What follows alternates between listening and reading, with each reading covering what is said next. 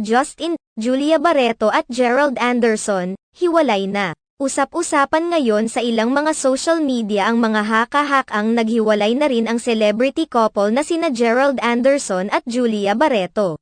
Hindi naman makapaniwala ang mga fans ni na Julia Barreto at Gerald Anderson sa nasabing balita dahil napaka-sweet pa ng dalawa noong nagdaang Pasko. Ayon sa mga kumakalat na balita, nahuli umano ni Julia Barreto na nagloloko na naman si Gerald Anderson kung saan may kasama itong ibang babae sa ibang bansa. Sa isang Facebook post, isiniwalat ng isang netizen na namataan umano nila si Gerald Anderson na may kasamang ibang babae sa Amerika.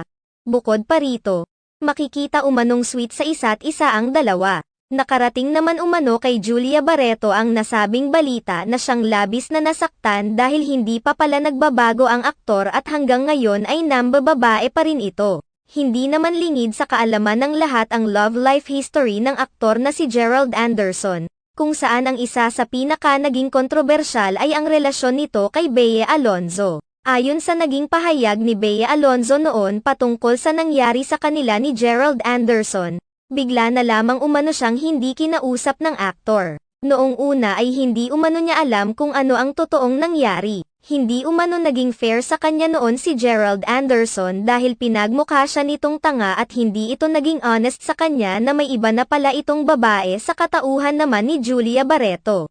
Samantala, marami naman sa mga bashers ni Julia Barreto ang nagsasabing tila na karma na ito dahil sa ginawa ng aktres kay Bea Alonzo at sa dating karelasyon na si Joshua Garcia.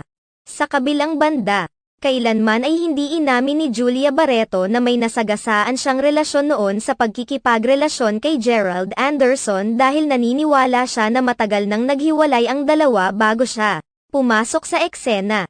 Sa ngayon ay hindi pa naman nila isinasa publiko ang nangyari sa kanilang relasyon. Kasalukuyan din umanong sinusuyo ngayon ni Gerald Anderson si Julia Barreto.